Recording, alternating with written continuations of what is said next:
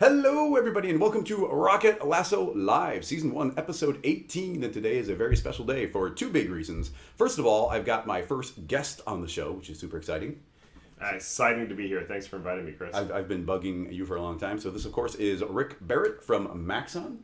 And there's a bunch of reorganization at Maxon like a year ago. So what's your new official title there? Yeah, well, when David McGavran came in as CEO last July, he reorganized. We had been organized very geographically. So Maxon US operated fairly independently from Maxon Germany and Maxon UK. And we shuffled everything up so that we were all working functionally.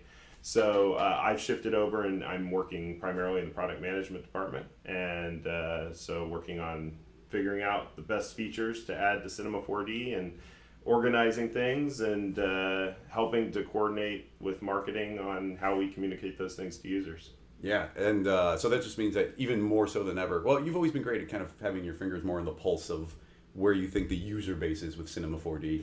And you and I have always been pretty in sync with how things go, so I'm extra excited to have you on the show for that reason. Yeah, and now it's even more my job description than ever. So yeah, it's well, exciting. you have a main line now into like trying to influence where things might go. Yes, based on the way users talking, studios want to use things and everything. So that is great. And Rick used to do the old like weekly C4D live show for years, way before Rocket Lasso, way before Grayscale Gorilla was live streaming. This is kind of nostalgic for me.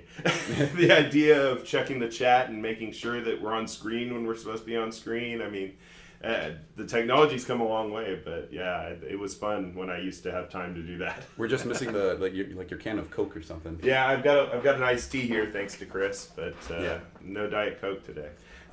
So let's see. Well, let's well, I guess I should be checking the chat. So if you want to do a quick overview of some R21, especially the new pricing and subscription and everything, just kind of tell everybody the way it breaks down. I'll check the chat, see if there's any questions. And right, sure. So I'm sure that most of your viewers watched Dave's keynote yesterday and have seen the news online, but we've got some exciting news as far as how we're delivering the software, as well as the new release itself.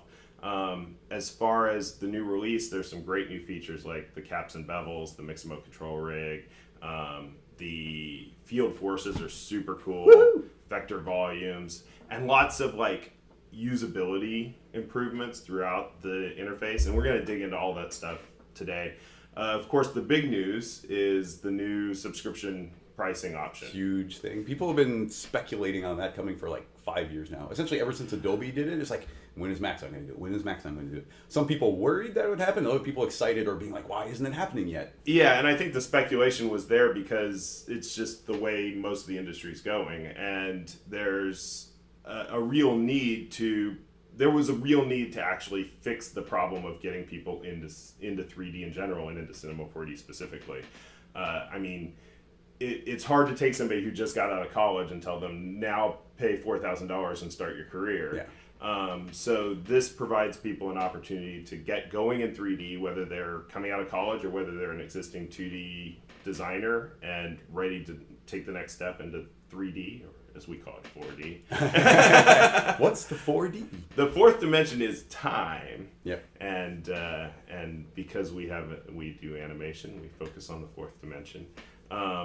But yeah, we're super excited about this new subscription plan, and still offering perpetual, of course, and want to make sure that our users have the best options possible, but really excited to be able to get more people into the Cinema 4D community, which is the most amazing community in the world, in large part thanks to people like you, who share tips and techniques freely every week, multiple times a week, and so I'm excited to see that community just grow by leaps and bounds over the next year. Oh, the threshold for entry is lower now. It's really exciting because I think as more and more time goes on, more people will be on subscription. If you're on subscription, that automatically means you have the newest version. So it means everybody's going to be having whatever is new. Right. That's cool. The different flavors of cinema are gone, so there's no more broadcast, or I don't remember, was there just like one called Prime?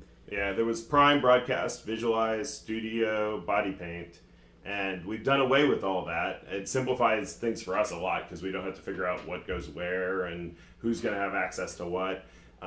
Makes the development process a whole lot simpler. And ultimately it just makes the purchase process a whole lot simpler. Because I know that other regions have been different, but here in the States, when you asked anybody what they should buy, they just always said just buy Studio because you're going to need it all anyway. So rather than continuing to make people have to ask that question and make that choice, we've gotten rid of all those additions, and everybody's just going to have all the great features in Cinema 4D. Exactly, and it's going to help with plugin development on my end, where I just know everybody has it. Like, there's certain tools where it's like, oh, the broadcast version has to have certain things, and this other, Studio can have a different feature. So that just simplifies everything across the board. So that is really great. The let's see. So I think we are probably ready to jump into cinema and just start tinkering around. So let's see. Yeah, I'm going to jump onto the screen, and what do we want to open with actually here? Let's go ahead. Why don't we open with the cool mirrored effect? Yes. Why don't we open with what you see when Cinema 4D opens? And this is probably, quick start dialogues are something that a lot of people love to hate, honestly, but we've put a lot of thought into creating a dialogue that would be a great entry place, not just for new users, but for existing users as well. And so the actual, the left side stays consistent. We have buttons to start a new project or open projects. If you had any recent files, those would show up there on the left side. And we're going to have some quick start templates as well for specific use cases. Are those templates the interface, or does it populate the scene? I haven't actually. It populates the scene. Actually, right now they're all placeholders, so don't click. Don't click. And in fact, those options I think are probably going to change as we get into production. The things have been so crazy that we haven't gotten quite to the point with all the templates that we want them to be. So some of them are going to be a little bit, there's only going to be a couple when we actually ship. And that's an area, honestly, where I'd love to hear feedback from users of what types of templates they'd like to see and what types of things they always add to the scene for specific types of projects. Because we could actually feed those in and create templates that are really good starting points for users. So it's the kind of thing where you could do like a dynamic MoGraph scene where it's a cloner with a bunch of boxes, a floor, and they're ready to open it up, hit play, and they'll all hit the ground. That type of idea. Right. So the one that's going to be in there for sure is a product visualization. And it's going to have, for instance, a lighting rig that we know works pretty well. It's going to have a black reflective floor, a white reflective floor. It's going to have a turntable rig so that you can easily rotate the object around and create an animation for that. So things like that. The idea is to be as generic as possible, but to sort of tune the starting project based on what type of scene you're creating. Sure. Well, a single setting changing, like I always leave everything defaults because I'm making tutorials, so defaults are just better for everybody because I don't have to explain to everybody. It's like the shortcut is this, but I'm doing this.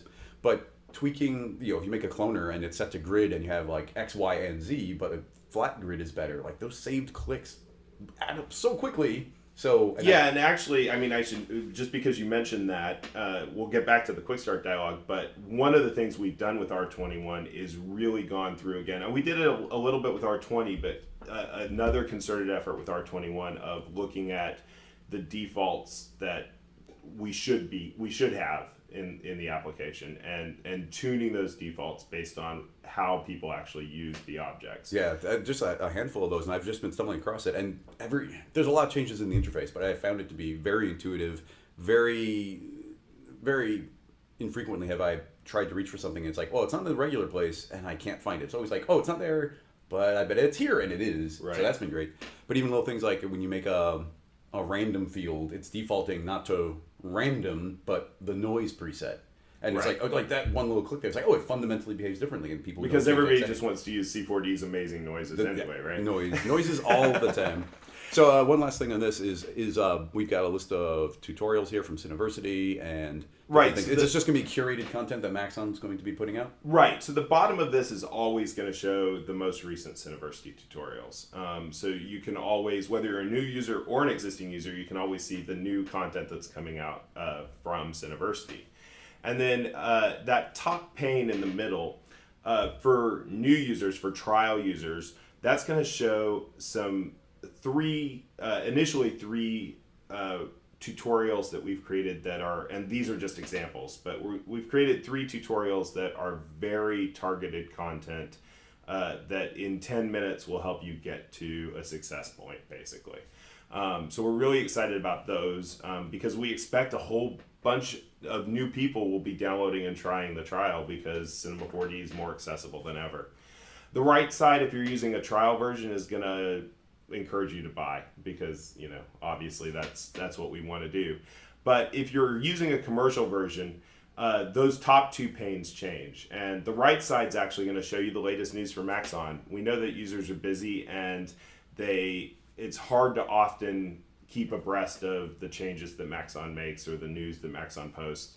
And so this will give you an opportunity every time you launch Cinema 4D to see what the latest news is that we've been talking about. And then the middle pane I'm really excited about. You can't see it again here because it's the trial version. But for commercial users, what we're going to do is highlight one user's artwork every week. So it's kind of going to be like a living splash screen. And it says right there, it's going to say right there in there, use hashtag C4D to get featured. So people who post on Instagram, people who post on Twitter, we're going to find some of the best artwork that's posted, and we're going to feature those on a weekly basis. So you'll get to see that constantly change. You'll get to be inspired by it. And you'll also have the opportunity to get featured yourself. Excellent. And Maxon's really good at sniffing out like new talent and finding people, so that's exciting. Yeah, and it's a good time to mention the great new talent that we have presenting at the show. We're sorry you didn't make it in, but we figured that people get to see you twice a week, so or more. Yeah, so, I'm cutting in as it is. So. Yeah, so but definitely check out all the great presenters at c4dlive.com. It's a more diverse cast of presenters than ever before. And we're showing a lot of great things from character animation to motion graphics, FUI stuff, Redshift. Really excited about the presentations that are going on at the booth. Yeah, everyone that I caught is like, wow, this is cool. Like, there's all this focus on character animation from some of the new people, and modeling, and really getting in deep. Sure. Would you like to start by talking about some of the new text stuff? Sure, I'd love to. This was one of my specific labors of love. It's something I've wanted to see in Cinema 4D for a long time. And it's better caps and bevels. Most of you, I'm sure, know, if you're existing users, if you've been around Cinema 4D for a while, that it was really hard to properly get text to add bevels and rounding to text without ruining the shape. In the old Cinema 4D, you would always bevel outside, and you'd end up completely losing the artistic design of the font or of the logo. So now we don't need to bevel outside, we can bevel inside. And we worked really hard on this to create a nice algorithm that finds it's called a straight skeleton algorithm, but it basically finds the innermost peak of the path. And somebody on beta actually pointed out that this is really good even if you have like a spline shape of a roof. And you can use this because it's actually the same algorithm they use to find the peak of a roof. But what we're mostly concerned with is the ability to really easily adjust the bevel shape, and we've provided more flexibility than ever before on that. First thing, something that users have been really excited about as I've shown them this is something that I never really, you get so used to just, okay, fill it cap, and changing it here, changing it there. It never really occurred to me that how much of a workflow drag that was, having to set the bevel on both the front and the end. But as we went and did some user visits, some people mentioned this, and I was like, yeah, of course. So by default now, when you control the bevel, it's going to affect both the front and the back of the object. If you want to control the front and the back separately, there's a checkbox here. You just turn it on, and we double the options so that you can control them separately. Within the bevel shape here itself, right now it's in round mode, so it's just sort of a simple rounded or chiseled bevel. And you can adjust the number of segments, the depth of the shape, so you can go internal or external. We had this extended shape option so that you can control how far out what the extrusion portion of the bevel is. But where I think it gets really interesting and exciting is when we jump into something like curve mode.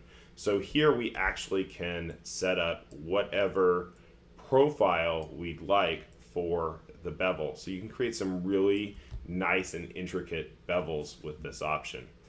We also, of course, have step mode, and That's my favorite. yes, in the past you only had like a simple engrave, a one step, a two step, but now you can just increase the segments and have as many steps as you want.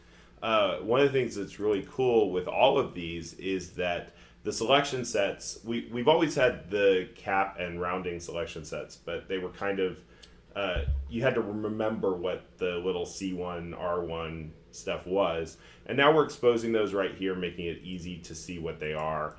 You can even just click the button so that they actually show up in the object manager. I noticed that there's a new little icon here, I think implying that those are kind of locked away. Like, hey, these aren't They're active, proxies. yeah, exactly. Okay, proxy. And you'll see the same functionality. This is functionality that actually we first developed on the Bernoulli fracture object.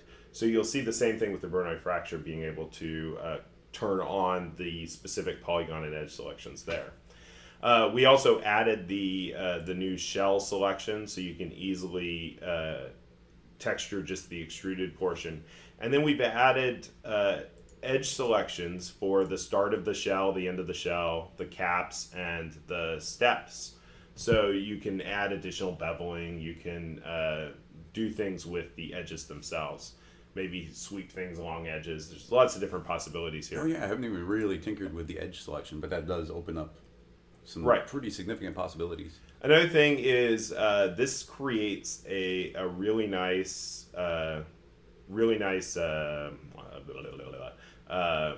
geometry, polygonal flow, and we've got options here. In addition to the quadrangles options and the triangles option that we've had before, we've added Delaunay, I don't know if that's pronounced right. Oh, okay. I was saying Delaunay. Delani? Delon. I was saying Delani. I looked up a video, and it was about a restaurant called Delani, and I was like, okay, I'm just gonna go with that. Okay. Some poor guy whose name who figured out this algorithm is crying right now because we're mispronouncing his name. But the idea here is to actually be able to create a good mesh for actually deforming your object. And so that's there, as well as the old regular caps option in the quadrangles. Now, of course, with all of this, there's a lot of options now, and it helps a lot to be able to save and load presets. So we've created this load and save preset option, so you can easily jump to a single step. Turn off the lines so it's a little easier to see what's happening. And you can see that that's actually defining a spline profile that gives us a really nice single step bevel. It's really cool that presets are kind of were like a bread and butter thing. Was at Grayscale Gorilla, like building presets so people can quickly get to it. And the idea with a preset isn't to take the preset and just use it. It's that you quickly got into something that's close to what you want, and now you tweak it to become exactly what you want. And the idea of doing that, or if you have something very common you're using, to save your own preset and have that in that same collection, like that becomes really huge. Absolutely. Yeah, and so this new engine works with not just the MoText and the extrude object, but obviously if you're using a lathe or a loft or a sweep as well, anytime where you would define the caps, you had the option to use all these new features. Exactly, like this works on the sweep, it works on the extrude, probably on the loft. I haven't tinkered with that one. A couple questions, specifically Tobias is talking about text and how like text doesn't get used too often in cinema. That might be true for like a lot of the daily render crowd, but like when I do text supports, like, and I get sent an example file, there's always text. Everything is logos, and text is where Cinema 4D is being used very often every day in studios. It's all text. So I think this is actually Cinema huge. 4D's bread and butter is broadcast graphics. I mean, virtually every TV channel everywhere uses Cinema 4D to create text. Exactly. So, and it's not just the MoText. You can take the text, the spline object, feed that through an extrude, and you have all the same options. So. Right, and not just text, but logos too. I mean, I created the CV Art Smart plugin, which allows you to really easily bring in Illustrator files. And I'll need to update it now because we've got all these great new bevel options that I need to build in. But I've seen from the popularity of that, the number of people who need to pull in logos and create 3D animated versions of logos. Yeah. And the combination of ArtSmart, Cinema 4D's native functionality, MoGraph, and now this new Caps and Bevel functionality makes that a really pleasant and fast experience, I think. A couple other questions popped in. Somebody's asking any idea, I don't think right now, but in the future, would there be any ideas of doing like a Cinema 4D indie license or like a hobbyist license type of thing? I think that we've just put out this new subscription pricing. I'm going to roll with that for a minute and see how it goes. Yeah, and then let's see. Does this work for bevel modifier 2? I don't think this seems very similar to the bevel modifier. It's a lot of the same techniques, and it's actually not completely the straight skeleton and the same interface is not completely built into the bevel yet. But obviously we've created some new libraries here that we can make use of in other places in Cinema 4D. And I'm seeing everybody's questions come in here, which is great. I'm trying to focus on the questions that are pertinent to what we're working on right now directly. But for someone else's question about Redshift and the new nodes, just really, really quickly, I think that there's now node spaces where the people who are developing Redshift can go and start using the new node system eventually. And not just Redshift, but any third-party render engine can build out their own node system within Cinema 4D and using our new Material Nodes interface. And the node spaces allow you to, we can just really quickly... Yeah, go for it. I think we're done with text at this point anyway. Yeah. So if we create a new node material, let the computer catch up. It's trying to stream and show Cinema 4D all at the same time. And at the same time, I turned off the air conditioning so that the microphone didn't pick it up, and it is rapidly getting hotter. It's getting warm in here. We're running multiple machines. I'm full of hot air, so It's not surprising. But here we have the default node material for physical renderer. And you can see over here in the asset list, you're seeing all of the nodes that are available with physical render, which we've got some cool new nodes available too in physical render.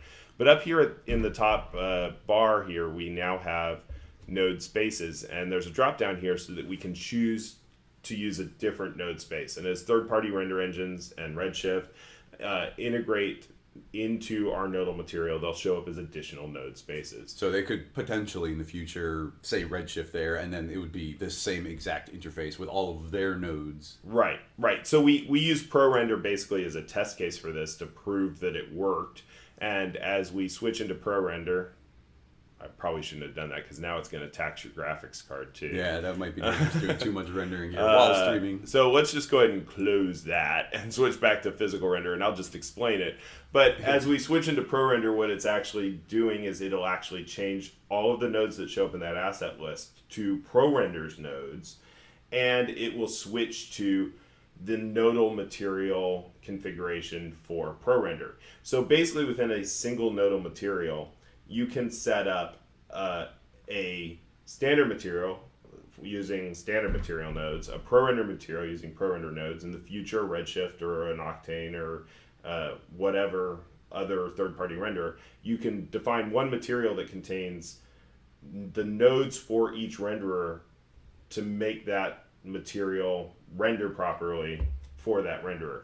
So, future preset makers can create a material that works with all of the render engines, basically, because you can just swap between the different renderers and there's different node material setups. Yeah, so that's exciting potential. That's also a lot of work for potentially whoever's making it, right? Because they would be essentially remaking material from scratch, but you could sort of make a universal material now, but they have to make it manually, and anybody who uses it and I hope that we can help to facilitate that as this gets off the ground and more people are developing for more render engines. Hopefully we can help with the workflow on that and maybe improve the way that it works itself. But the great thing is that each render engine is going to have its own nodes, and because they all have their own advantages and disadvantages, and by implementing these node spaces, you can make the best use of each render engine for what it does. And of course, if you're just an Octane user or just a Redshift user, you can just stay in the node space for Octane or Redshift and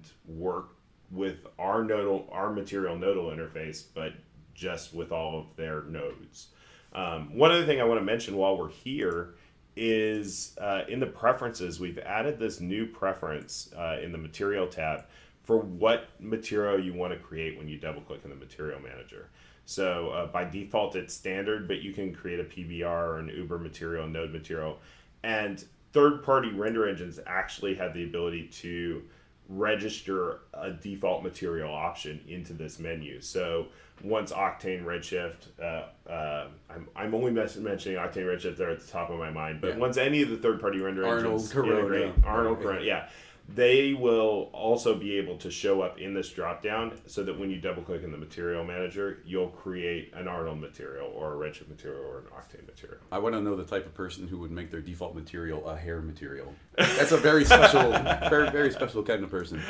Well, while the stream is working, I want to jump into something a little bit more complicated, but my favorite new feature, which is Field Force. Yes, please do. Now, this is potentially going to tax the computer, so definitely send me a message if the stream drops, and we'll try and figure it out. So we'll see. We'll keep it light because, laptop, slightly older laptop. But I'm going to go ahead and scoot the setup over to me, which is actually, this is working really well as a setup. Yeah. Just slide the whole thing one way or the other. But let's go ahead and jump into the Field Force. And I was lucky enough yesterday to spend some time speaking with the main developer who was working on the Field Force and the new vectors inside of volumes, and get some more technical information for why I was working. Luckily, I'd already played with a lot, so I could jump right into the more technical.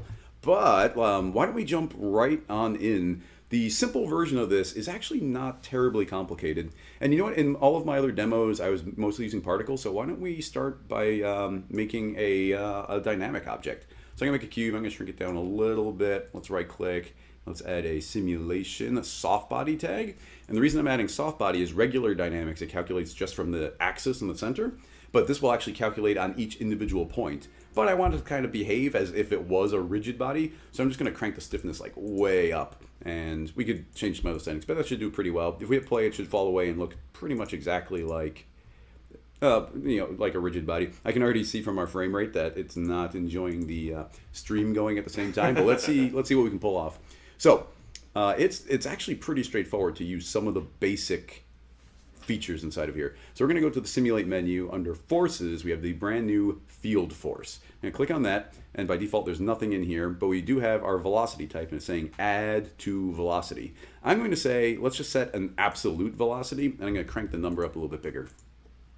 And actually, I found the most straightforward way of using this thing is clicking on the solid and just making a full-on solid. And there's a vector, which is a direction. So we got X, Y, and Z, and we're saying go up on Y.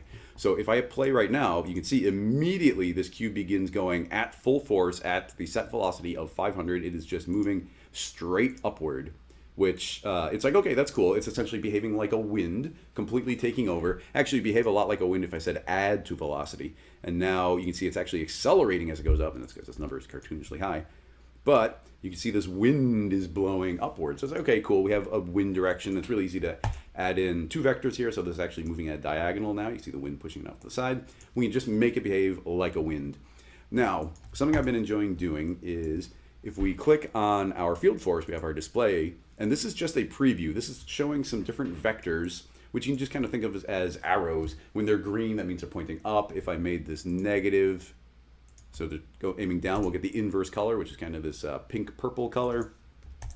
But this display tab is really important because it's showing us a cross-section, essentially, of what we're seeing, but you're not limited to this area. It's actually calculating infinitely. It's actually calculating each individual point of this cube into these vectors, into this Field Force, and it's going to push it from there. So in order to visualize this maybe a little bit cleaner, I'm actually going to make this really skinny and really tall, and now we're just getting this big old cross-section here, and it's a little bit easier to visualize exactly what we're getting. So along those lines, okay, cool, we got a Field Force, but instead of using this solid, why don't we go ahead and create something like a random field? And like I said, this random field is actually in big 3D space. Let's go ahead and increase the scale. You can already see it was set to noise by default. And you know what? Let's go ahead and give ourselves a couple extra little ticks here. And now you can actually see how the noise is changing the direction. But we're seeing a cross section here. So the wind isn't just specifically pushing upward. And actually with it being random, I'm going to go ahead and just set this to set absolute velocity back to 500. You see that let's turn off clamping as well. Actually, is that, oh, it is moving. It's just moving it's actually probably getting trapped there. I'll explain that in a second. But I'm going to go back to display, and right now we have a display vector length. We got a couple different modes here. We could just say brightness, which is going to be how powerful it is, and it's not worried about the color anymore. But we also have line length, and I could set that down to like 0.1. So it's visually not as large, but we can get a nice kind of preview of what we're seeing. I'm going to pick a different random seed here just to make sure that it can move. Now you can see our cube is moving around in 3D space. Let's give it even more power and speed. 5,000 is probably going overboard, but let's go ahead and crank that up. And you can see it's actually getting stopped in some of these places. I can fix that by giving it a little bit of animation speed. Now you can see it's going to be wanting to drift around. And we could actually, yeah, okay, turning on some add to velocity is really going to be zipping around. So that is fun, and using the cross section here to see it is just such a better visual way of seeing it than if I were to jump this up to like 2,000 here. And it's like, what am I seeing? Yeah. It's the same noise, but you don't get that kind of intuitive vibe for what you're getting. And obviously it's calculating up our points there, so you can hear my fan cranking up. So, oh man, this stuff gets really fun really fast because of the way you can start combining things. So this is my random field, but let's go ahead and make our initial solid, and that's saying to travel upward. And now you can see, without changing anything, the random field is essentially getting added when you're on normal. It's kind of overriding on top of it, but we're getting this general upward motion, and our velocity is very high right now. We're getting this general upward motion. Set absolute velocity should probably be what I stick with. So you see general upward, but moving around left to right a little bit. But things start getting really interesting really quickly. And actually, I probably should have talked about masks in the beginning a little bit more. But there's a new setting inside of all fields now, inside of cloners and everything, which is this mask setting. So I can add a mask to this random field, and we can feed whatever we want there as a mask. So if I jump into, let's do a real straightforward one, I'll make a spherical field. So the spherical field by itself would be behaving pretty cool. Let's scale up the spherical force here. So you can see this is actually turned in kind of an attractor. It's pulling this towards the center, and wherever I move this, it's going to be kind of pulling our cube. In addition to kind of trying to go up, in addition to kind of being random, it's trying to pull up. So that's the way a spherical field behaves normally. But if I make that spherical field instead a mask on that random field, then what should happen if I turn on this little checkbox, then the randomness has now been limited to where the spherical field is. But all of the fall-offs, all the remapping, everything continues to work. So you can see I can make a smaller fall-off here. I can crank this up really big, and you can see that the wind, well, not the wind, but this random noise is, full power all every direction. And when it escapes, now it'll go straight up, completely override it. Let's go ahead and make a couple. Hopefully it doesn't make it go too slow, but I'm going to put the cube into a cloner so we get a couple of them moving, just get that extra randomness. So put that in the cloner, and I will set this to a grid array, and let's go ahead and set to 1 and go for a cross. Just get a little more, maybe see a little bit more of the information. Okay, it's still running pretty well actually. So yeah, this is blowing around really nicely. I just want to jump to some of the key variables here because I talk about this already in the other parts, but something that kind of blew my mind was the ability to add splines in here. So I want to simplify this. I'm going to turn off the random field, but let's go ahead and create just actually, why don't we make a helix spline this time?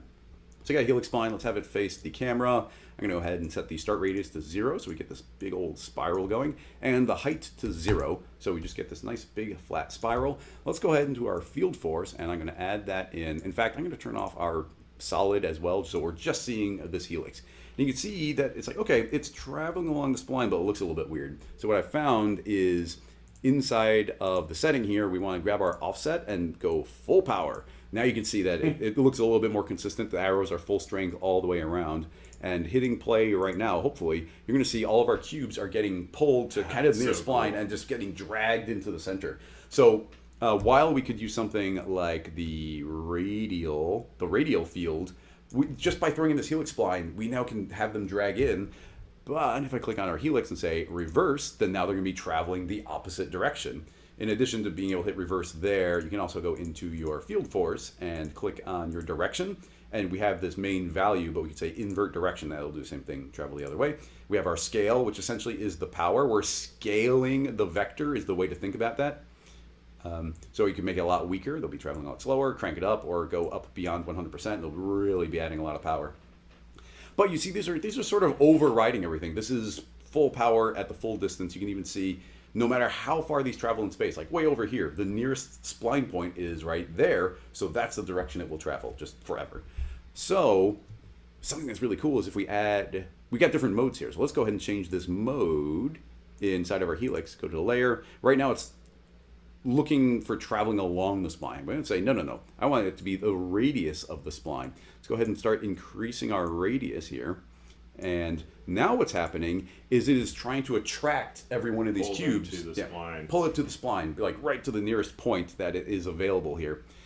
So that automatically awesome. We could also make these repulsing by going to direction and inverting that. Now it's getting pushed away from those. It's 3D space, so they just got pushed away that direction.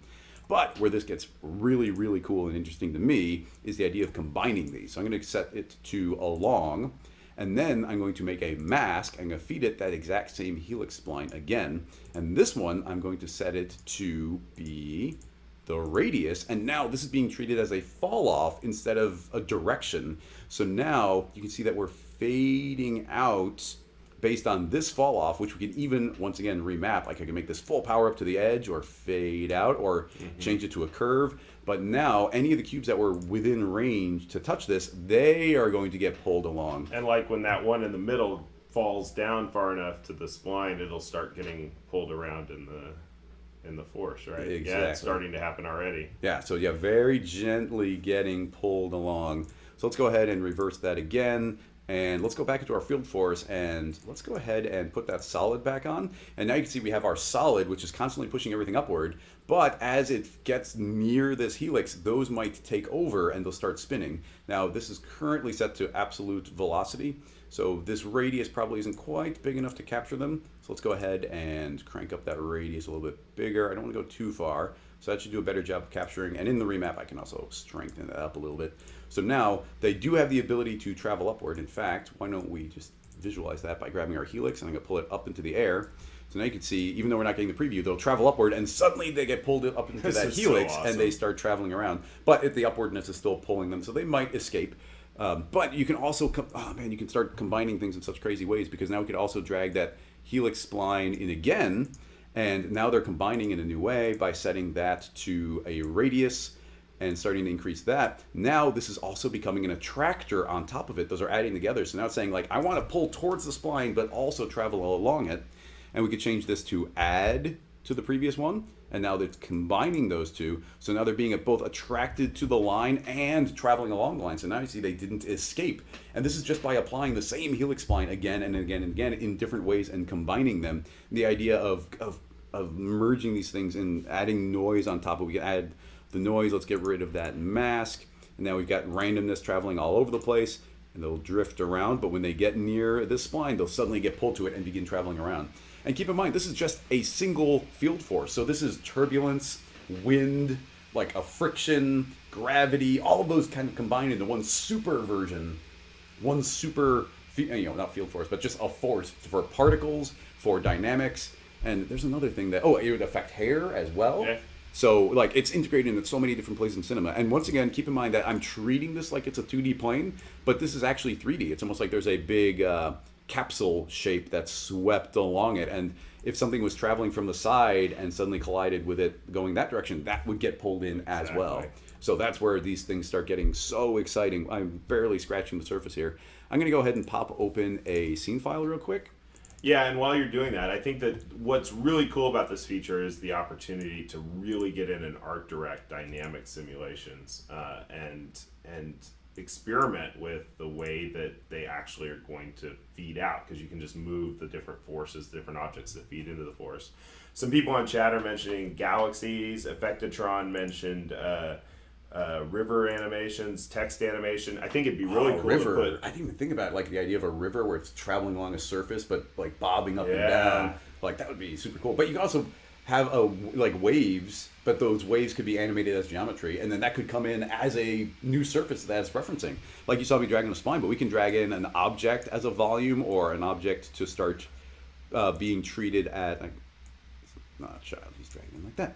And this cube can have fall offs as well. We can have, it can be looking at the points, it can be looking at the surface, it can be looking at the volume. That all modifies everything as well. And once again, it all just combines. It gets super crazy. Yeah. And if you were to use a text spline, you could do some really cool like motion graphic stuff with, particles and dynamics feeding into that text shape too.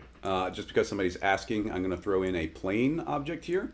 And I'm going to throw our soft body tag onto it and get rid of all that stiffness.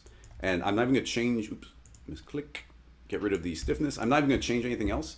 Let's just make a material so we can see it a little bit better. So without adding anything else in the scene, I'm just going to play, and immediately you can see that this is getting twirled around in the center. If I grab my helix and let's go ahead and reverse it, this piece of cloth is going to travel along the spline.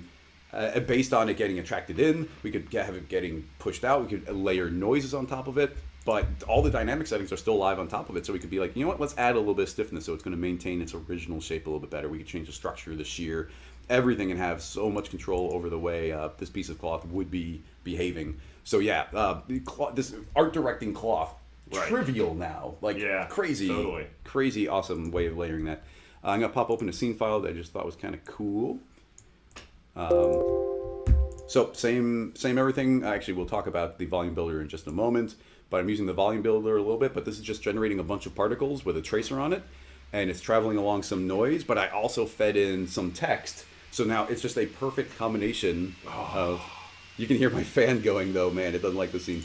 So let's calm that one down. But you can see just this text up here and everything, these swirls traveling around, points getting generated. It's just like, oh my God, it's so awesome. That's and it so came cool. together so quick. I want that scene. Yeah. And I'm actually excited to be here because you're teaching me R21. With the way things have been at Maxon lately, craziness with trying to get the My Maxon stuff going. I haven't had as much time as I'd love to play with all this stuff, and it's just so cool to see it, and you make everything look so fun and easy. So before I pass it back to Rick to show off maybe the Miximo stuff or something next, Sure. I want to spend 1 second talking about the volume builder along these lines, because it behaves in a very similar way, but there's some very specific additional features to go along with it. So this time we will create some particles. I'm going to go simulate.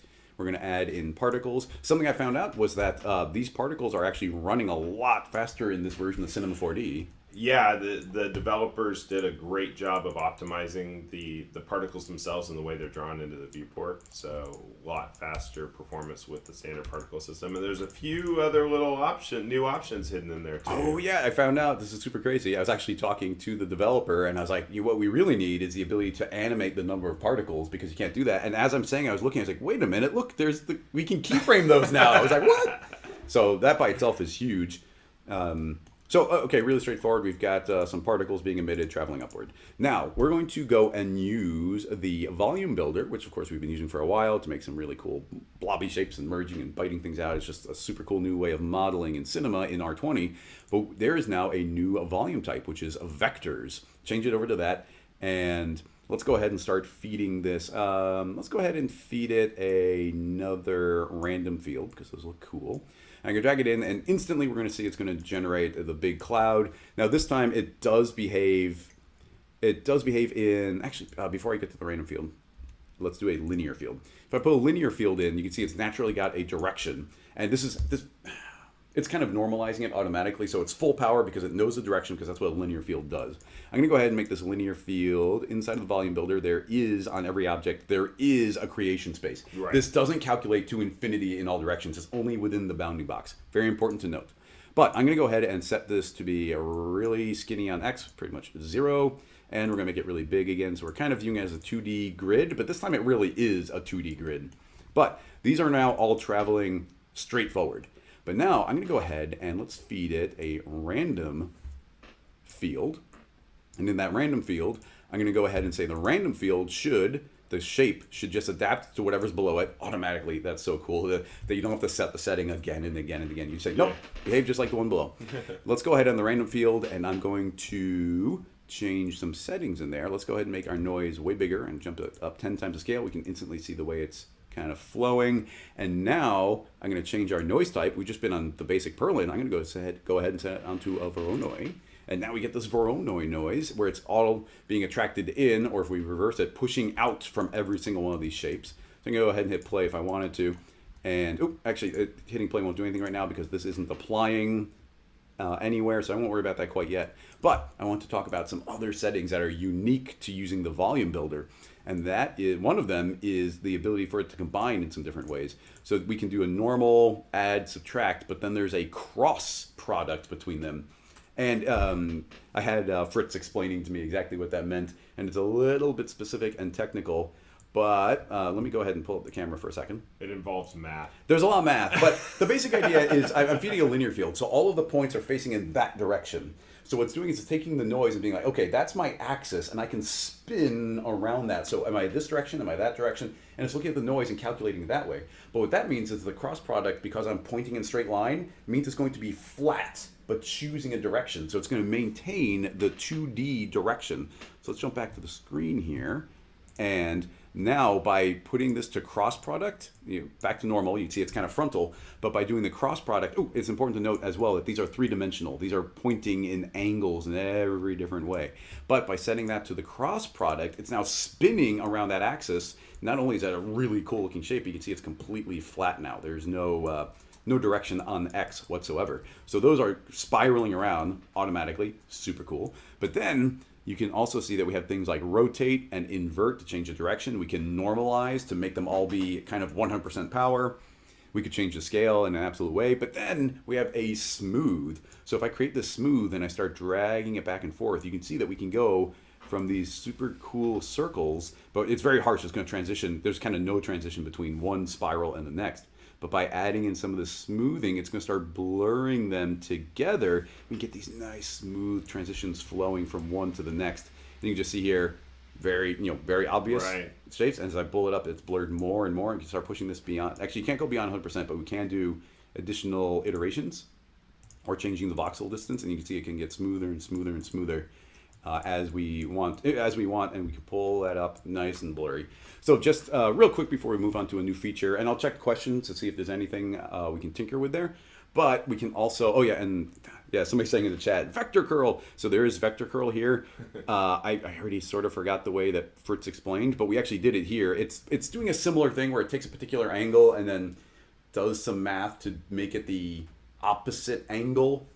Not inverting it, but it's kind of like, it's already got like two axes and it's making it project on the third axis. So by putting this vector curl on top of the noise we had, it's kind of making a two-directional field. So it's facing one direction or the opposite. It's pretty cool. I haven't completely wrapped my head around it, but it's pretty neat. But in order to actually apply this to our particles, let's go ahead and create another field force. And we just drag in our volume builder as a volume object. And now it's just been fed in. Let's go ahead and say, change direction, so they're always moving at the same speed. And with any luck, I can just hit play, and boom, we get our particles flowing all around this surface. Something that's really cool to note as well is that this is automatically kind of cached. It's running really quickly, even on this laptop while streaming, so I'm impressed. It kind of caches this, but you can see it actually will slow down a lot if I give it some animation speed, because by giving it animation speed, it's having to do all of these calculations come again from scratch. So that will significantly slow you down. I'm going to leave that not animated, but you can see these twirling around. But you could use the new Volume Builder cache to cache that animation. Does it cache animations? I think it will. I did not know it cached animations. If I turn that on, oh, it is an animation. I didn't know that. Let's see if this works. I'm going to give the random field some animation speed, and let's go ahead and cache it. It's cranking all the way through 90 frames. This new Volume Builder cache is great too, because you can get to a point, whether you're modeling or using this vector volumes, you can get to a point where you're ready to like lock in a certain part of it, cache that off, and then you can continue building on top of it. Look at that! Look how quick it's running now. So yeah, that totally works with animation. I had no idea that did. So yeah, now we get this cached animation. They're flowing through. We can go ahead and select our emitter. Let's go ahead and create a MoGraph tracer. Now we get these lines tracing around, like instantly, like, oh, gorgeous. So cool. And then going back along the lines of the scene file we were just talking about, if we just make some text here, make a text object. Let's hit R for rotate. We'll spin it in again. There we go. T for scale. Ooh, let's grab the text. T for scale, make it pretty big. It's not a very beefy around font, but let's go ahead and just type in Rick. And I would probably want to round it. In my other example, I rounded it because you want some rounded corners here a little bit. Right. But in the field force, we can just go ahead and add the text on top of what the volume builder was doing. I don't know what this is going to do by default, but let's hit play. And already you can see it's flowing around the text. Obviously, we'd want to do what I had kind of said, which is crank up your offset all the way so all the text is showing up. Let's go ahead and, if we hide our volume builder, go back to our field force, go to display, show all of the points, drop this back down to box size 0 and jump that back up to 2000 by 2000. Then we can start visualizing this a little bit better. So, and then see me showing the line length. I'm going to scale this up a little bit. You can see how it's completely overriding, completely taking over. But if we go ahead and do that same mask trick, field force, object tab, add a mask, drag in the text a second time, tell this one to be based off of the radius and give it some fall off here, then now you get the curve just around there, and then it can be adding on top of whatever the volume builder was doing below. So this is still sort of taking over, but you can see when it escapes, that's going smooth. But if we say, hey, add those together, then hopefully we can get them, well, I'm doing some setting wrong there, but turn off clamp, add volume builder. Well, I'm forgetting some setting here, but essentially this is the same setup I had with this text flowing around.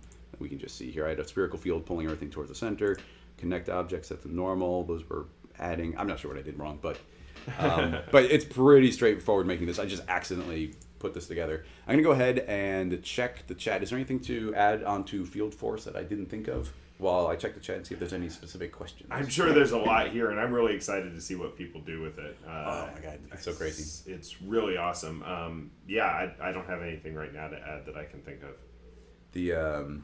I personally, I think this might be the most advanced thing that has ever been added to cinema, outside of maybe like Espresso and Thinking Particles when those came out, where it's just like it can do so. You can treat it really simple, and you got to think about it correctly, because if you just start randomly combining things, it might make some cool motion, but you don't know why it's behaving. So understanding what is happening and why it's happening, I think, is vital. Yeah, but part of the fun of Cinema 4D is just throwing stuff in dialogues and seeing what happens. That's true. I mean, everybody has just played with metaballs because those are fun, and then fracturing is just fun. But if you want to start art directing it, being meticulous, building things in a way that's very intentional is going to go a long way. And I think you can make your dynamics and your particles just... I mean, they're now infinitely art directable. It's going to be crazy. Right. I'm having trouble pulling up the chat here because the internet here is great. But one of the things that I did see in the chat was some people were asking about the new user data options. Oh, yeah. So while you're checking for other questions, this is something I can address really quickly. And there is the new user data tag that you can add on. And this just provides a placeholder for you to... It's just sort of an empty tag so that you can add user data onto an object really easily. But one of the really cool things, I think a more interesting thing that's been added to user data is that now we have the ability to save and load user data presets. Oh. So this is especially handy if you do a lot of rigging. So like you could say leg roll or ankle roll. I don't know. I don't do a lot of rigging, but but you know, you can set all this up and you can create a new data, and you can say, you know, toe, point, whatever. And you set up each of these with all of the limits that you want, with all of the, you know, if you want this to be in degrees, sliders, you can set all of that up the way you want it. We can add a group and drop this out and call this foot controls. I can't type. Yeah, new keyboard. Yeah. And then you select this and you just say save preset. And we'll just say foot rig. And then we hit OK. And now we can delete this And if we hit load preset, we can pull in the foot rig. And here's all of our foot control with the slider settings, all the user data settings that we set. That is awesome. I mean, especially for character riggers who are very consistently setting up the same user data every single time, I think this is really handy. Yeah, this is great. Couple questions popping in. A subscription question, which was earlier. It's a good question. Scotty is asking, what's the deal with Cineversity now and subscription? So because if you had the Cineversity- MSA, it was included, right? Right. So when you had In the MSA, US. which MSA is, in the US. no, actually worldwide. Oh, okay. When you had the MSA, which is a subscription, Cineversity was included with that subscription. And when you have the Maxon subscription, Cineversity is included with that as well. And one of the really cool things that we've done is, we think we've done. It's still being worked on, but we've actually integrated it single sign-on with your MyMaxon account. So you'll be able to simply log into Cineversity with the same email, password, login that you log into Cinema 4D with.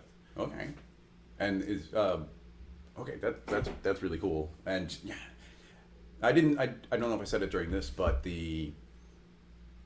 I've been jumping between the laptop and my main machine, and I've just got the one license. But it's been so easy to jump on the laptop and be like, oh, I didn't log out. Log out here. It dumps the license from the other one and jumps it on here. It's like, oh, this is so simple. I have access to all the licenses I could possibly want of Cinema 4D, but it's so frustrating to have to go to log the in, email myself a serial number, get the serial number, call the pasted office, in. go to my machine, log out. And, no. and it's been a joy since we started implementing this. All I have to do is log in with my username and password on any machine, and bop, there's my license. Sign out of one computer, sign on to another.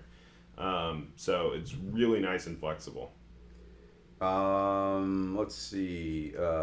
Zunder, no, there's no Espresso UI update at all.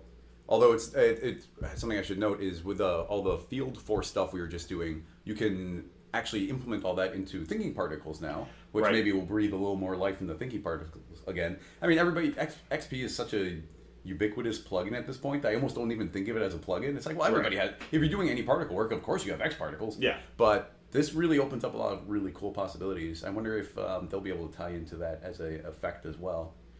Well, I think in some ways they already do, not as a field force, but because they've already implemented some support for fields within the X particle system itself. But yeah, there's some great opportunities there. Supporting it with thinking particles, it's just a matter of completeness and making sure that the option's there for people who want to pursue that. Scotty's asking, he has an MSA. He has an MSA that will transfer into perpetual, so still no university in that scenario? That's a good question, and one that I'm not 100% sure I have the answer to today. But we will, obviously people have a lot of questions, and definitely if you haven't read through the FAQ that's on the website, I suggest that because that answers a lot of the questions. I know there's still questions beyond that we didn't think of as we were writing the FAQ, and once the craziness of SIGGRAPH's over and we have a chance to powwow again, we'll be able to sort out some of those and clarify some of the various very specific issues that people have asked about. Excellent. Let's see. Is there any speed up in the timeline? Well, the particles are really sped up. The timeline is really sped up. So one of the things that we kind of talked about the high DPI support on Windows. We've talked about some of the results, the high DPI support on Windows and the dark mode support on Mac and things like that. Where those come from is really a complete overhaul of the underlying way that we draw the user interface. And along the way of doing that, they were able to find a lot of really great optimizations. So some of our beta testers have reported 10 times speed up in animations when you have the timeline open. I know that it's been a pain point for a long time in Cinema 4D actually animating with the timeline open, because especially if you had a lot of keyframes, because it took a lot of processing power just to draw those keyframes on the screen. and they really optimized that so that now animating with timeline is a lot faster than it has been before. Cool. Yeah, I didn't know that one either. It's one of those things that's it's hard to show and it's hard to even communicate sometimes because it is very scene dependent and even system dependent. But I've heard great reports from a lot of our beta testers about the speed up that they're seeing in that. I don't know exactly what this means, but any support for USD and Hydra. I don't know what those are. USD and Hydra are certainly, what they are is sort of an open source. Well, USD is an open source scene description format from Pixar, and Hydra is sort of a related technology that sort of allows you to plug in different render engines to different scene descriptions. It's kind of a connector object of piping things from one thing to the next. It's certainly something that's on our radar. I've been to some presentations here at SIGGRAPH about it, but we can't announce any specific plans for support at this point. Somebody's asking about the Denoiser, and we might be able to jump to that because it's pretty quick to demo. I don't have any scenes prepared. Actually, I might actually. But we're probably going to kill your laptop trying. Oh wait, we need to switch to the screen, right? There you go. You get it. See, old fashioned. There we go. Okay. Whatever it is, let's do a simple render. Where are my files? There we go. And nodes. No, that's not it. Did I put it on here? I may not have put it on here. Bummer. Well, we we can just talk about it. Well, let's whoop something up real quick. Okay. We don't have to make anything too fancy. Well, you work while I talk. Yeah. So the really cool thing about the Denoiser, first of all, is that, and first of all, I should say up front, this is some great technology that Intel's provided. It's the Intel Open Image Denoiser. And it uses artificial intelligence to denoise footage, and it does an amazing. I haven't played around a whole lot with it, and just last week I was creating some demo files for SIGGRAPH that I forgot to put on this machine. But I was, if anyone remembers my lollipop scene from R20, I was rendering that, and that scene took, I think, an hour a frame to render back in R20, and it was, probably roughly 50, 60 progressive passes that I was using to render. And last week I rendered that, and I just stopped it after one progressive pass, and it was noisy as all get out. And as soon as the Open Image Denoiser kicked in, it just got gorgeous. So even just one progressive pass, the Denoiser can get you to a usable, shippable final result. And the great thing is that this Denoiser, it's implemented as a post effect, and so it doesn't matter what render engine you use. You can add it on at the back of any render chain and denoise footage from any renderer. I know that a lot of the other renderers have other denoiser options, but this provides you with another option. All right, terrible scene file, but we got something. I'm going to drop all these settings way down. Let's even throw on some global illumination. What's your go-to? QMC. QMC and then QMC option. I'm not gonna worry about any options. Let me just make sure this isn't insanely long. Rendering. It's gonna. Yeah, okay. That's we're gonna render this out to picture view, but we're gonna make the resolution real small. I'm gonna jump it to about 600 by 600.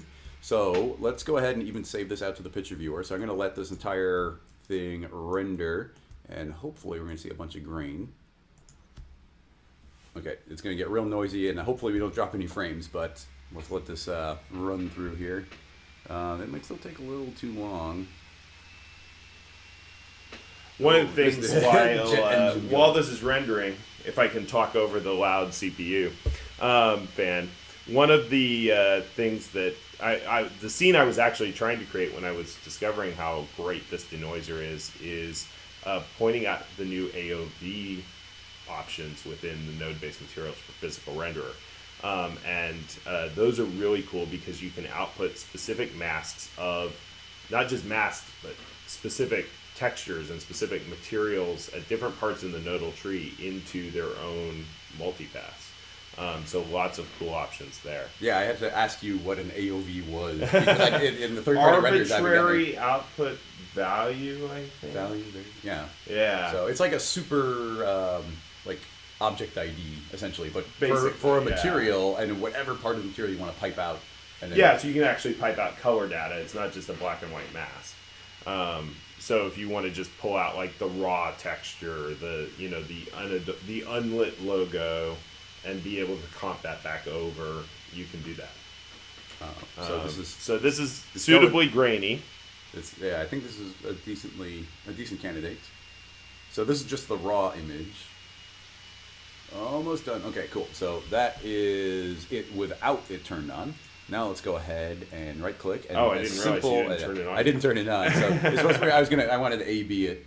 So now we've got the denoiser. I'm not even. There's like almost no settings here.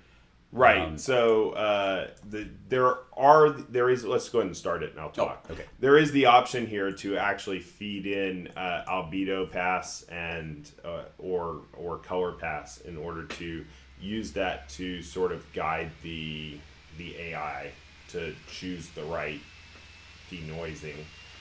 Just makes it a little cleaner and smarter then. Yeah, honestly, I haven't played with this a whole lot, but I've never actually changed that setting. So, and it's always turned out great. So, is the denoiser only going to work on an Intel CPU?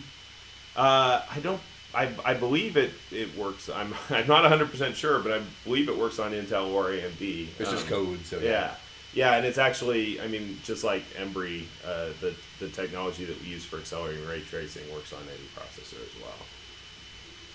Let's see. Suspense is killing me, says Effectatron. Yeah, let's see. Okay, just cranking through. We're getting there bucket by bucket. Yep, we're getting. Oh, another thing you mentioned to me is that right now, obviously I've only got physical standard and pro render on this machine, but that there's no reason that this shouldn't work on a third-party render because it's just a post effect. Yep, exactly. So again, a lot of those third-party engines have denoisers built in as well, but this gives you another option, and you can see if this will. And look at that. I mean, it's not in this case not perfect. Well, I intentionally put it really low, and we we're could also have increased the passes just a little bit more. But it'll zoom way up. For anybody, I don't know how well it's coming through on the stream, but if we zoom way up, you can see all this horrible grain, and then we can just click through, and it's like boop, boop, boop, boop.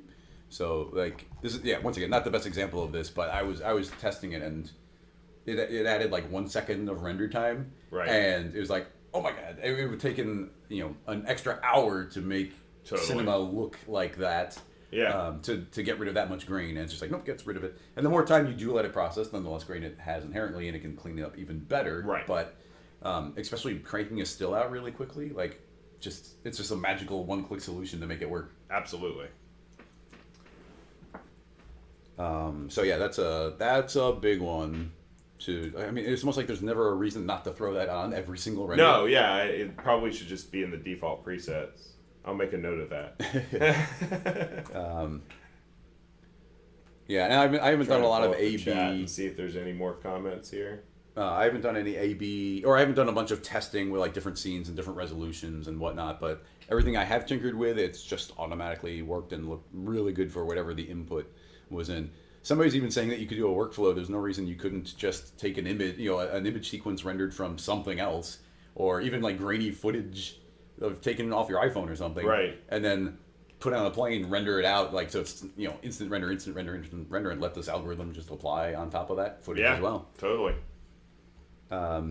Somebody just recognized that I'm the voice of the Maxon tutorials. Yep.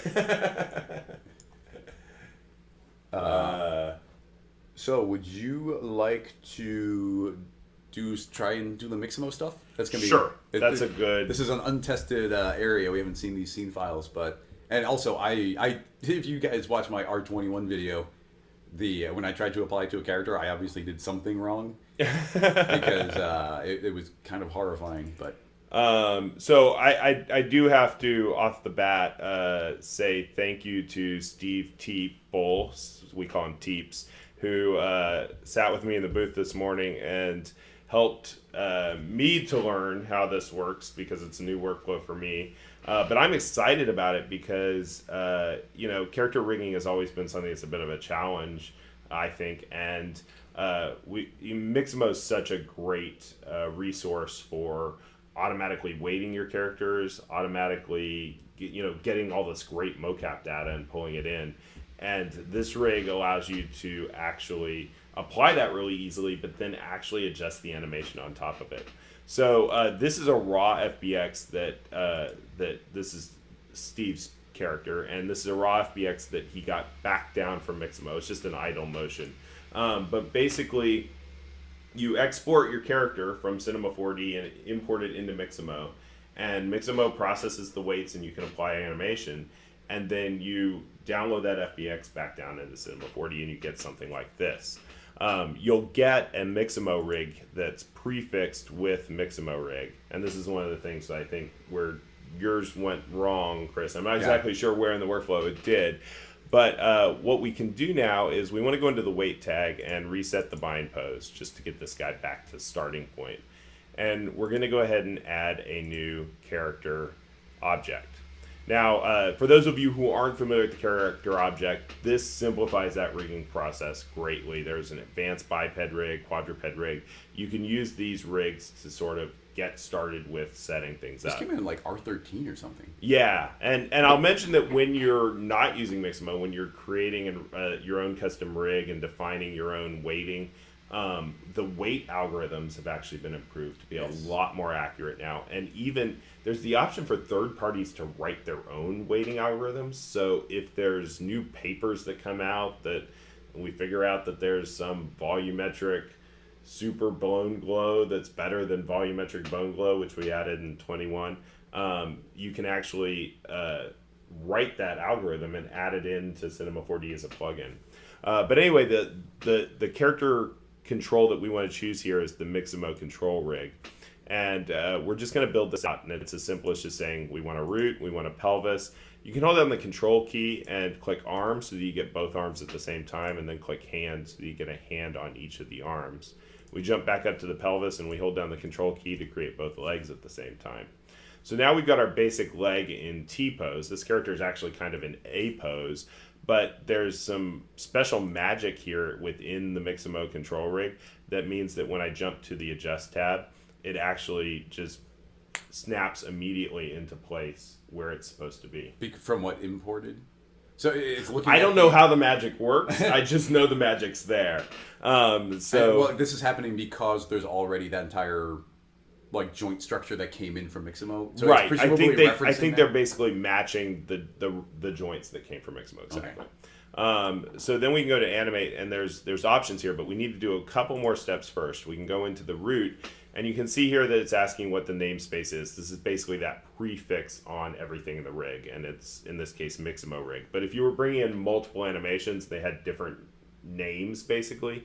You could say what you needed to retarget to. And then you just hit this retarget all button, and that retargets the entire motion capture to the bind skeleton of the character object, or vice versa. I'm not sure how it works. And then what we need to do is just transfer the weights onto the object. So we drag the object down in here and hit transfer weights, and that's going to actually apply the weighting onto the object. So now we can go ahead and simply hit play here, and you'll see that we've got it's a very subtle animation. It's a very subtle animation, but we've got the animation here. And the cool thing is that I can select the controllers, and I can do IK animation on top of that animation that's coming in from Miximo. And you can even go in here into the character object controls, and you can adjust the blending between the IK animation and the mocap data that's coming in from Miximo. Again, I'm super excited about this. Steve Teeple, who already created a tutorial on working for First University on working with Miximo data in Cinema 4D, you should have seen his excitement when he saw all of this implemented in R21. And so this, I think, is going to be really fun and great for people who are like me, who don't know that much about character animation, but kind of need to pull out a character animation from time to time. Exactly. Yeah, I definitely need to tinker with this more. I always kind of built my rigs from scratch, so I never used the character tool that much. But this automatically, like Miximo is such a great workflow on top of everything in general. It's like, oh, all these great animations, you can pull them into the Cinema 4D so easily. So it just adds so much onto that. Okay, what is next? Did you have other scene files specifically to go check out? I definitely have somebody asking about some of the new UV stuff in this version. Oh boy, okay. What do I have else to talk about? This is just a cool little thing that one of our programmers posted the other day. Some of the new physical render nodes. And because we've got this ironically enough, we got this new node for blurring in 2D space. But the interesting thing is that you can blur something in 2D space and then do a smooth step and actually make it crisp again. So here's a very low res logo, but we're just putting it through this very simple blur and then smooth step. Actually, let's just go ahead and mute the smooth step for now. I got to learn how to do this stuff better, but let's just jump that straight over there. Yeah. And so we see here now that it's blurry, right? Mm-hmm. And then we drop the smooth step back in, and we actually get a nice crisp logo out of it. So the combination actually of just a few nodes can create a really cool effect there. There's a number of new 2D nodes. We can get the average color of an area. We can do blurring. The kernel provides some really crazy options that I guess people who use Photoshop in the 1980s know how to do. But it's a cool one to experiment with. And there's a bunch of presets, so you can get like the outline effect that Photoshop has, and a bunch of you could box blur or something with it. There's like a whole list of presets, but it's some sort of math you plug in and it magically does it. Yeah, presets go a long way. There's some like trace multi-ray options and get context, so you can get really nerdy with the nodes. The great thing about the nodal editor though is that once people package things up, you can get something nice and clean like the Uber material, so that you don't actually have to jump into that nodal editor all the time. You can just go in here and work with a material interface like we were used to from the days of C4D old. Yep. This is still my go-to. So yeah. There's that new cell generator. Right, the new Voronoi cell generator thing, yeah. Yeah, so it's like you can feed in an image and then it's going to adapt based on the fall off of the image or the black and white value, and then it's going to generate cells like a Voronoi does. And somebody was asking about the pro render improvements. I don't think because we're already taxing this laptop, it's a good idea to demo those here, especially because I'm not that familiar with them, so I probably wouldn't do a great job. But there is a completely new nodal interface for pro render, and there's actually implemented in there is actually volume rendering. Yeah, so you can actually get volumetric rendering of gases and clouds and stuff within pro render. Let's see. What happens with Team Render now with subscriptions? There's really no change. Team Render is available with your Cinema 4D R21 subscription. Let's see. Handy, useful, people liking that stuff. No specific questions. Definitely can't render volume stuff on this machine. That would completely explode. Even just starting out Pro Render, I think it would be like so let's see. Hey everybody, thanks for coming and hanging out. Let's talk about some of the UV stuff in general. First of all, just a bunch of objects have way better UVs, right? Yeah, and that's a great start, is that a lot of the primitives have gotten updated UVs so that there's a better UV layout to start. Oh, and while we're talking about primitives, so we've been doing this. Okay. Are we on the screen? Switch to the screen first. And then switch here. Okay. We've been for the last few versions, it's kind of just been the little bottom listing on the modeling page of new features, but we've been building an entirely new modeling core under the hood, and that's going to be able, it's increasingly, as we build more and more stuff against that new modeling core, it's increasing our ability to ensure that we've got robust modeling operations, and as we move forward, we'll have new modeling operations. But a lot of the primitives have been updated to have new, better UVs, and also I think something that everybody's going to love, I know I do, is that for instance, when you make a cylinder editable now, you don't need to worry about optimizing it anymore because the caps are just always connected by default. Yep. So that's really nice. But the UVs that you get with this now are... Well, that's not a good example. Or you can just toss a checkerboard on... Yeah, but basically the UVs have been improved on a lot of these primitives, and there's this new UV transform tool that's really handy as well. So we find that UV mode, I think. Yes, and then I need to. I'm still getting used to the new menus, guys. Well, so that button right there that's currently in yellow. Thank you. Chris is taking care of me here. So this works pretty much just like the transform tool in Photoshop. Based on where you click, you can actually control what happens. So we can scale or rotate. And you can also move this origin point to any spot. So if you wanted to rotate around that spot, you just move the origin point. It snaps into that corner.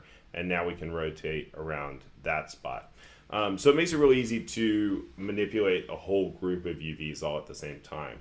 Also, a lot of the modeling tools, as we transition to the new modeling core, are preserving UVs better. So like when you do an extrude inner or an extrude, a weld, the resulting UVs you get are going to be much improved over the UVs that you had before. So, there is definitely still a lot of work to do on the UV toolset in Cinema 4D, but part of the goal is to make it so that you've got a better starting point in a lot of cases. And as long as we have this this transform gizmo up here, I just want to show that you can also grab the corner, but if you hold down Shift, you can get non-uniform. Hold down Control, you can pivot one point in. You hold down, let's see, well, Alt is pivoting from that point, but if we grab that point again, we can hold down Alt as well, get the opposite corners going. Hold down Control and Shift, or is it Control, Shift, and Alt? Yeah, you can start getting some really funky scaling, but just like transforming stuff in Photoshop, you can really manipulate the exact shape of it if you want to give more emphasis to certain polygons rather than to others. Right, and there's a number of other little improvements throughout the UV workflow that are here, like better snapping and things like that. But yeah, it's a start. Yep, we'll put it that way. Yeah, UVs. Every once in a while, we get a little hint of some fun UV stuff. Let's see. Someone had a question. Oh, if we tried to render volumetrics on the laptop, we might get some real life volumetric flame. Yes. So, yes.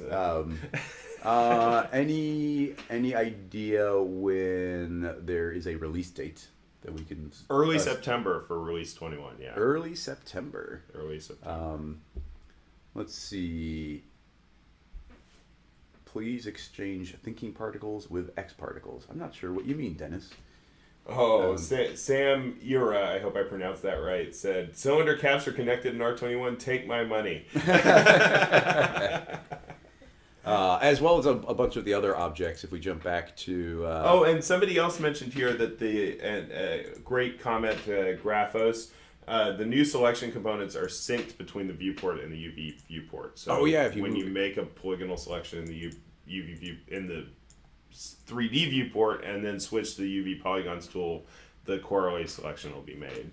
But capsules, oil tanks, everything that had a separate cap is now one model as well. Right. So that's definitely applied on a couple of different places. I think the UVs are looking really nice on the new Caps and Bevels on text. Those will completely perfectly translate between them. Let's see. Can somebody get a subscription in advance to the product coming out, or do they have to wait till it comes out?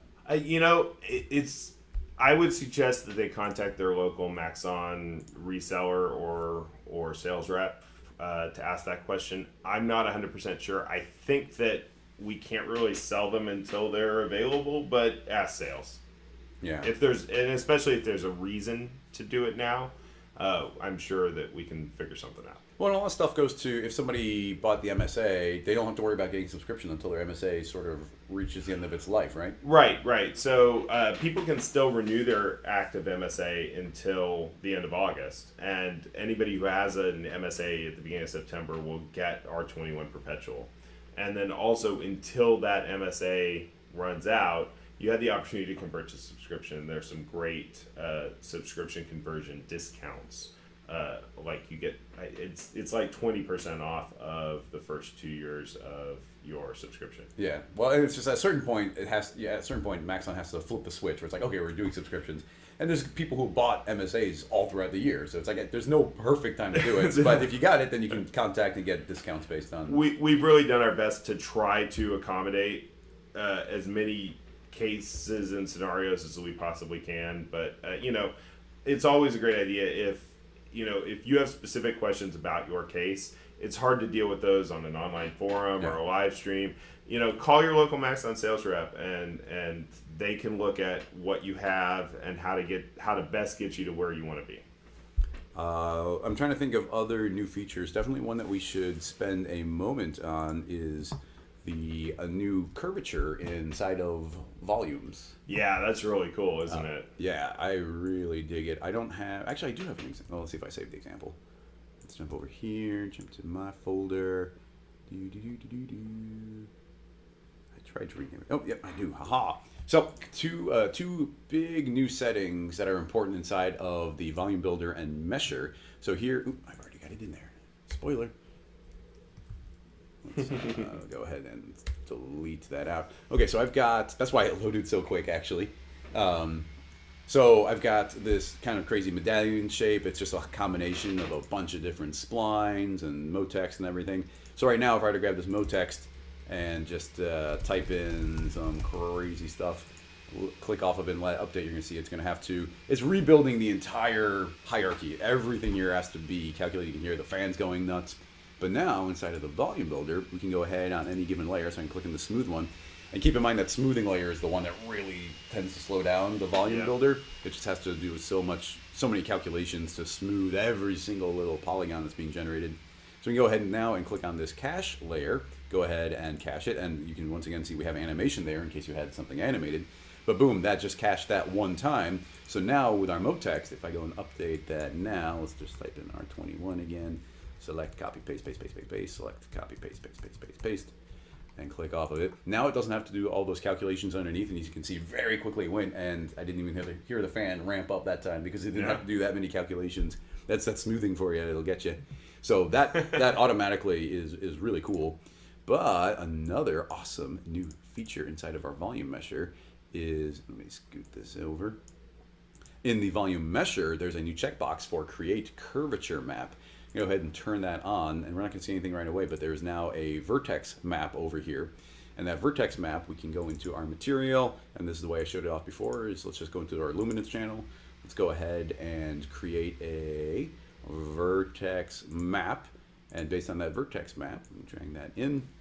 And hopefully here in the viewport even, we can see that it's generated almost like this perfect shadow map where you could add rust or grime or dirt or worn out edges just based on that being completely generated parametrically. And there's probably a lot of different objects that are going to behave differently, and that should all automatically update as well. If we go back into our builder here, let's just drop the sphere in T for scale. Okay, there it is.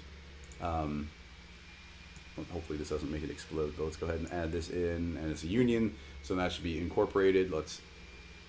I didn't make it a child, so it can disappear with it. So that disappears, and then let's see. I'm gonna add in. Let's just add in a nice big tall cylinder as well. So hopefully we can see where these two are combining. And there, yeah, you can now see that we get this curvature map being generated on the corners there.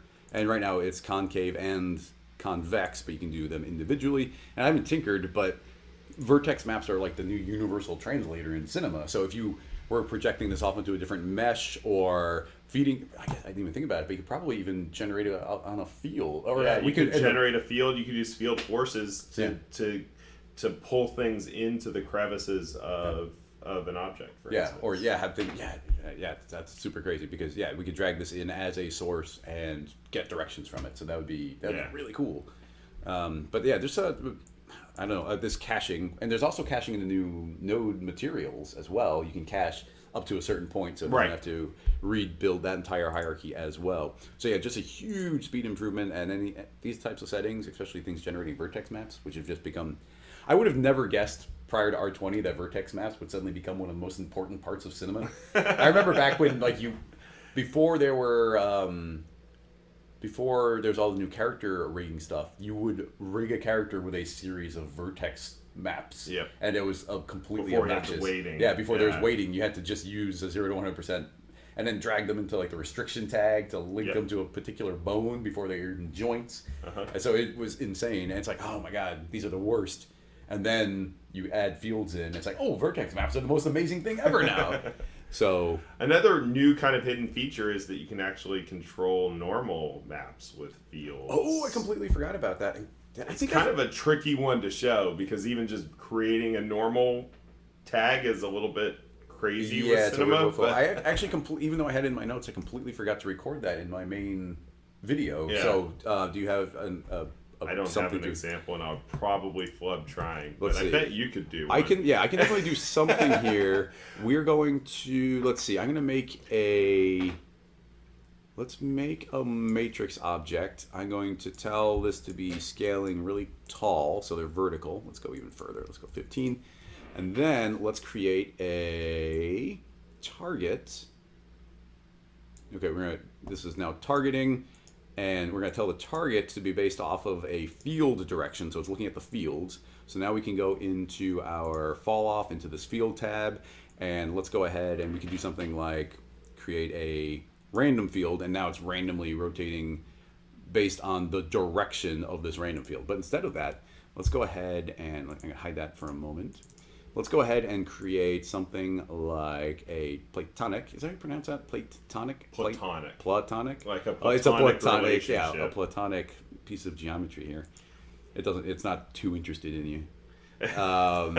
So it's a really weird workflow because you have to generate a normal tag. Yeah. So I think we have to create a polyfx, put it inside of the platonic, and then turn on preserve Phong. And right now this is the only way to generate it, so that's a little silly. But if we current state the object, you can see now we've got a version of this that has the normal tag, and this normal tag can now be dragged into the field. So let's not use random. Let's look at our matrix again, but let's drag in this normal tag, and instantly you can see some interesting weird things just happen in our viewport. But now essentially based on the direction of the normals of this piece of geometry, it's going to be changing the direction. I'm going to hit T for scale a little bigger so we can see it. R, and now as I rotate this, you can see that the normals are determining the rotational direction of this, which is weird and interesting. But there's a lot more potential applications because this is now in the fields system, which means you could translate these into vertex weights or directions or project one normal onto another. And it gets really weird. This is the only example I've kind of put together, but right. Well, and also you can actually use fields to manipulate the normals. Yeah. So that starts getting real interesting real quick. And we'll screw this up royally, but let's just try creating a linear field, and you can see how everything looks flat now because the normals are all going in one direction. So the Phong is being tricked now into thinking everything's facing the same way. Yeah. Right. And so, I suppose that there's ways that you can mix multiple fields together to get some interesting effects with the normals. This is another one of those things that I'm really interested to see what people see, how we're getting sort of a different normal effect there. I'm really interested to see what people do with this because, I'm either not smart or not creative enough to quite know the application right off the bat. Yeah, but that's one of the great things about Cinema 4D, and we just provide this tool set that we make as flexible as possible, and people just constantly surprise us with the way that they put it into practice. Yeah, well, when MoGraph came out, there were so many possibilities. It took a really long time, I think, in general, for us to kind of find the edges of like the things that were possible, and we're still finding new things all the time. But then in R20, with the addition of fields, and now with the addition of stuff like this normal, and with the addition of all the new vector stuff, it's going to take a really long time until people find the limitations of what can be done. Because when I was sitting down with people who were showing off some of the vectors, we were like, just while sitting there thinking of like 5-6 different ways of getting the same result, but there'd be different reasons to build one way versus another. Right. And those combinations, like I haven't even begun tinkering with that, but we could take the normals from this and feed it into the vector force and then get everything projecting off of the shape that way, which is, there's just so many combinations. We've barely tinkered. We could have spent all 2 hours here easily just playing with vectors. Yeah. Like, it's so deep. It's so endless. One of my colleagues on chat is actually saying that one great use for the normals is to generate a spherical normal for a plane and then put a tree far in the background, so you get sort of a shaded direction. I mean, the tree doesn't look just flat. Huh. So, because there's a lot of things where like you put a displacer and the displacer is looking, or you put like a constraint tag and you can say, look at the normal. Right. But if you're using the normal tag, then presumably that's the new normal, and a flat plane could take on the properties of the top of a sphere. And so it's on a plane, but it could tilt out based on the normals. And there's probably other ways to do that, but now that's a new combination that can get really specific. And I remember seeing a couple visuals where people were projecting the normals of a text object onto the front of a sphere, and then the sphere is now showing the text in this really weird, interesting way. I think the combinations There's interesting are nuts. possibilities. One question in chat was about the whether there was going to be a student monthly subscription. Maxon actually already offers free student versions to students in animation programs, and we're going to continue to do that. So there's going to be more details about how that all gets implemented in R21 a little bit after the actual commercial release, because student versions typically trail a little bit the commercial release. It takes us a little bit of extra time to get the system lined out for them. But look for some information on that probably in October, November at the latest. Awesome. All right, we're getting the home stretch here, so if anybody has any questions, hit us now. Yeah, I actually need to wrap up and jump out and get back to the booth. I've got a meeting in 10-15 minutes. Oh, okay, so. yeah. So You're usually welcome to keep streaming. Yeah. Oh, yeah, I was going to wrap this up in about 10 minutes anyway. So, let's see. Chan, do people in this industry even go to school anymore? I think a decent number of people do. There's lots of different forms of education these days. But, and my thought's always been, even when never mind, I'm not going to go that train of thought, but like, learn, just jumping in the software and learning it. What's great is like if you have like whatever the student version is, or the demo version, or a subscription, or a perpetual, it's all exactly the same cinema. You download the demo, you've got the full final version ready to rock. And by the same token, if you have the student version and you graduate, you just subscribe to the commercial edition. You don't need to download or install a new Cinema 4D. You just switch your entitlement to the commercial entitlement. So this might not be something that can be answered right now, or maybe you don't even know, but this is going way in the future, so feel free to say we can't do it. But when, let's just say, another version comes out a year from now, would the current version of Cinema update into that new version, or would it be a new install? I don't know, to be honest with you. I think it'll actually be a new install, partly because we are still offering perpetual licenses, and so we either have to update the online updater to show the right updates based on what you have, or I think it's something that we might be able to do down the road, but probably initially it's going to be a new install still. Okay. And I think a lot of people prefer that anyway, because they still like to be able, like for instance, when 22 comes out, they'd still like to be able to go back to 21, for compatibility purposes and things like that. Yeah, I guess, there's some reason. We'll probably at the full major version updates still do a full new install.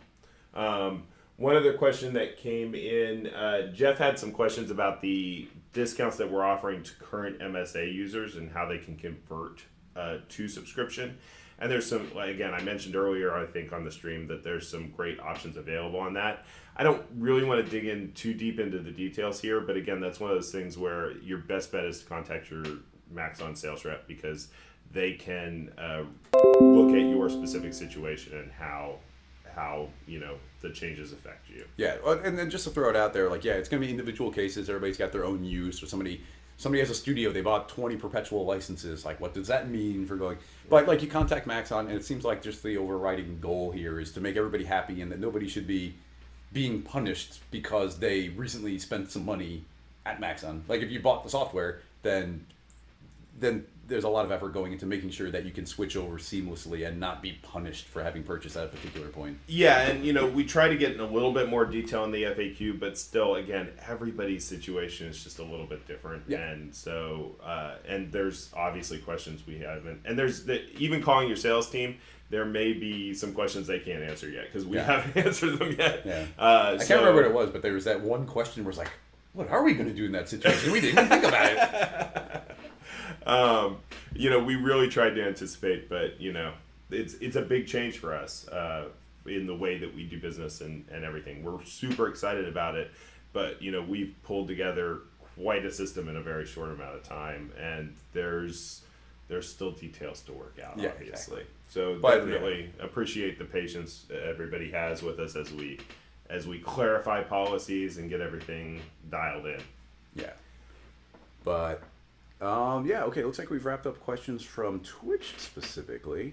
Yeah, I think YouTube's pretty much sorted out. Somebody's asking if you could get curvature without the volume builder. I don't think so. There's not curvature naturally in other places, but you could pretty easily throw your object into the volume builder, get a mesh from there, possibly not even a very dense mesh, and then feed that vertex map into the vertex map of the original object and transfer it so you get the same fall offs from there. So you would have to put it into the volume builder, but you can then transfer it easily. I think they're completely unrelated mesh. I wouldn't be surprised too if there aren't some techniques, because you can feed a vertex map from fields. I wouldn't be surprised if there's some techniques to actually drive a vertex map using fields to generate a curvature map. Yeah. By putting the object back into the field. Off the top of my head, I couldn't show you how to do it, but there may be an option there. But like you say, just drop it in a volume object and feed it out from there. Yep. Pretty little poly.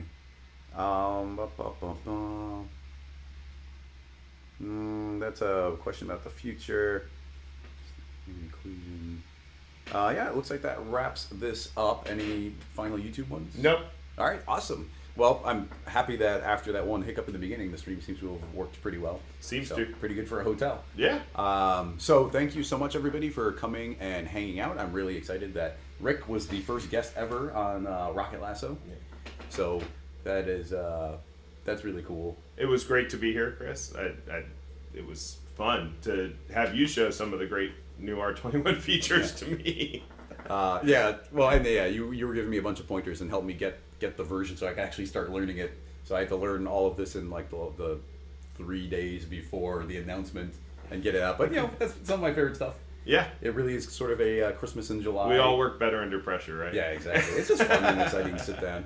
So it's just funny because we're having a discussion about me being on the beta, and I've always had this struggle where it's like, do I want to be in the beta and see the features as they're coming out, or be really surprised right at the very end, kind of along with everybody else, and be like, whoa, look at all this crazy stuff.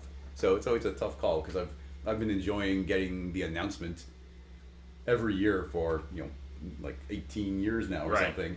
So that's really fun. But yeah, we're gonna wrap this up. So thanks everybody for coming in. As I said, we're going to be wrapping up the season of Rocket Lasso pretty soon because I've got a lot of other things I need to be planning, but there'll be a new season coming up again after that. If you enjoy this sort of content, jump on over to the Rocket Lasso Patreon account. If you're on Twitch, you can go below and you'll see a link, and that just helps me do more live streams, be able to pull this kind of stuff off. The idea of a week ago being like, screw it, I'm going to SIGGRAPH anyway, and jumping on a plane and heading out. It enables this kind of stuff and talking to you, talking to everybody else, the developers, and figuring out how the software is working. So that's all really cool. I really appreciate the support. I appreciate everybody watching. I'll see you online. Make sure you check out the R21 video I put out yesterday, kind of covering a bunch of these features. But that should wrap this up. And please, once we're done here, tune over to c4dlive.com and watch the great presentations happening. Yes, exactly. Yeah, for the rest of today and tomorrow, there's a bunch of presentations happening, and they've all been really great so far. So head on over right there, and the conversation can continue. Yep, absolutely. All right. Thanks everybody.